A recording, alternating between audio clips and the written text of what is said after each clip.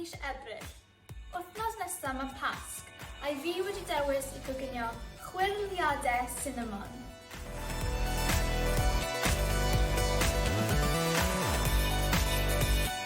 Yn y cam cyntaf, i ni'n mynd i fod yn defnyddio 500 o blawd cryf iawn, 1 llwy fwrdd o mêl, 1 llwy de o halen, 1 pecyn o birin, 1 melyn wy, 1,5 llwy fwrdd o menyn wedi doddi, a 340 ml o dŵr cynnwys.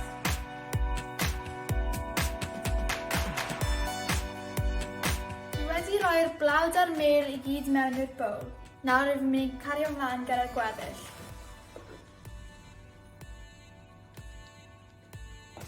Halen,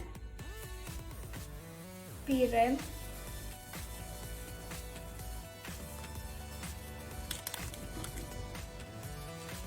un melyn wy,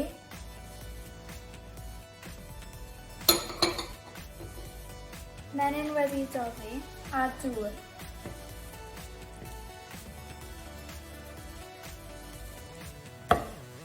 Nawr cymysgwch.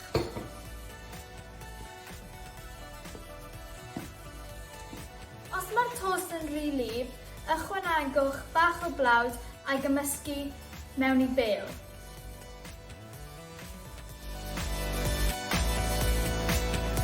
Rhowch tymad bach o blawd ar y fwrdd. Nawr, eich moyn gweithio'r tost.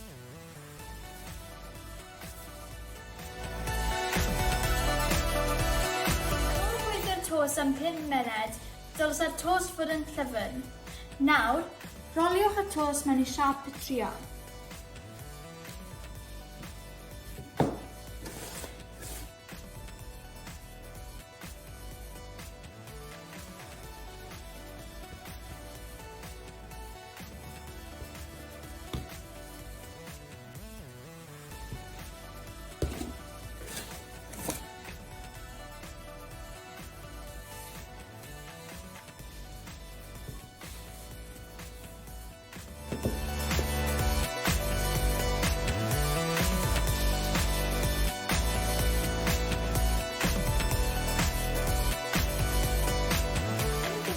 Cymysgwch y siwgr a'r sinamon.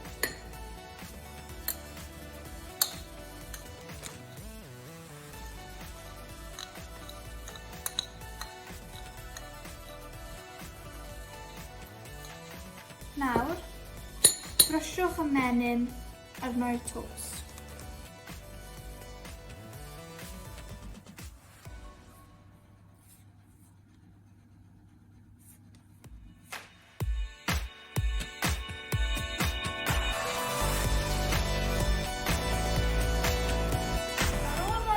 Ar y tost, tynellwch y sinamon a'r siwgr ar ben, a'r sultanas.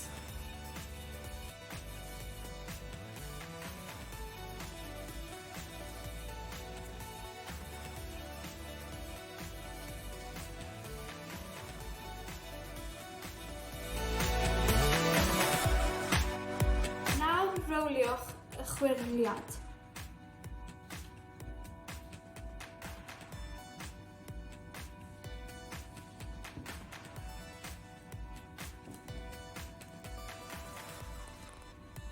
Marciwch y tost i bob 2 cm a'i torri.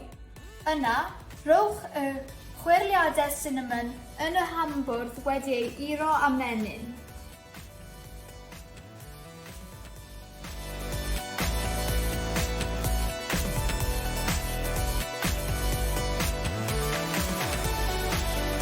Nawr i ni'n mynd i roi'r chwyrliadau sinamon mewn lle dwym i'w profi nes bod nhw'n dwbl eu maint. Nawr i chi'n gallu gweld bod y chwyrliadau sinamon wedi dwblu. Nawr, brwsiwch y chwyrliadau efo jam apricot.